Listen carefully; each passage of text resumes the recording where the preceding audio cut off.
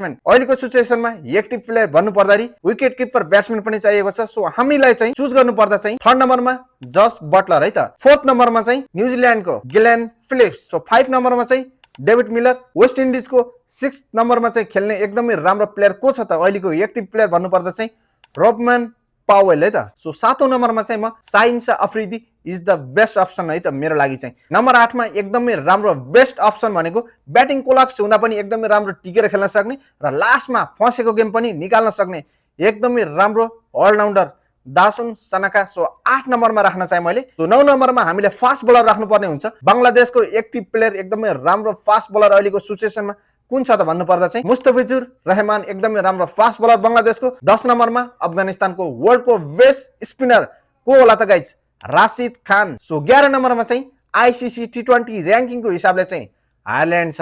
तो त्यहाँनिर चाहिँ मैले नेपाललाई एक्सचेन्ज गर्न चाहे त। सो नेपालको प्लेयर राख्न चाहे मैले 11 नम्बरमा। तपाईको नजरमा तपाईको विचारमा लास्टमा हामीलाई स्पिनर पनि चाहिएको छ।